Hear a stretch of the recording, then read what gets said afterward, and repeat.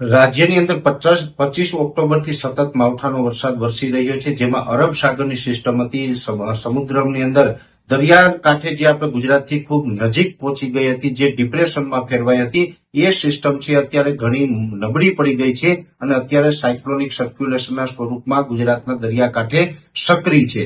જોકે આ સિસ્ટમ છે એ નબળી પડીને પણ હજી આપણી ઉપર અસર કરી રહી છે.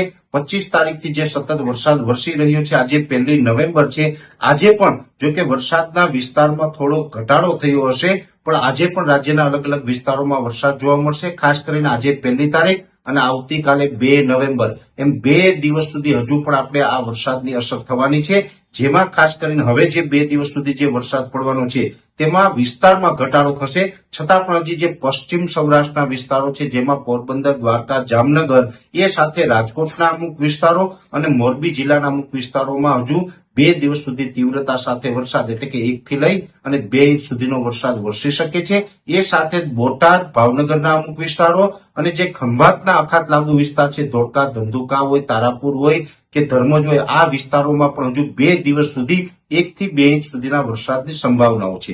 બાકીના જે વિસ્તારો છે એમાં મોટા ભાગના વિસ્તારોમાં આમ તો હવે વરસાદની તીવ્રતામાં ઘટાડો થશે, વિસ્તારોમાં પણ ઘટાડો થશે, છતાં પણ હજી છૂટાછવાયા સામાન્યથી મધ્યમ વરસાદો છે તમામ વિસ્તારોની અંદર ચાલુ રહેશે.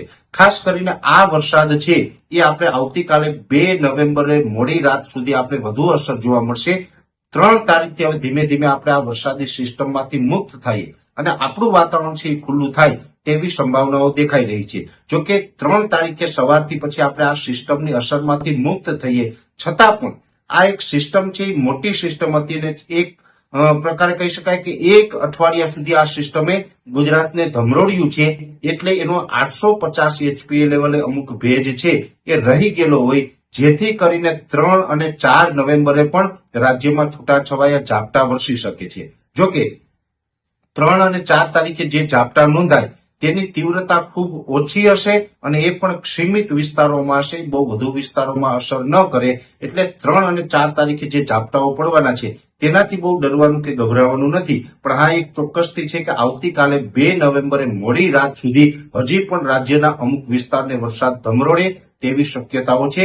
ખાસ કરીને માવઠું છે એ તો દિવાળી પછીના સેશનમાં અનેક વખત આપણે થતું હોય છે. ભૂતકાળમાં પણ માવઠા જોવા મળ્યા છે, પણ ચાલુ વર્ષે એટલે કે 2025ની અંદર દિવાળી પછીના સેશનમાં જે માવઠું થયું છે તે ઇતિહાસનું સૌથી તીવ્ર માવઠું છે અને આ માવઠાને કારણે જે ખેડૂતોને નુકસાન થયું છે એ ભૂતકાળમાં આટલું મોટું નુકસાન ક્યારેય નથી થયું. એટલે ખાસ કરીને આ માવઠું છે 25 ઓક્ટોબરથી રાજ્યની અંદર સક્રિય છે અને હજુ પણ આવનારા 2 દિવસ સુધી એટલે કે 2 નવેમ્બરે મોડી રાત સુધી રાજ્યને હજુ પણ વરસાદના રૂપમાં અસર થાય તેવું એક અનુમાન છે.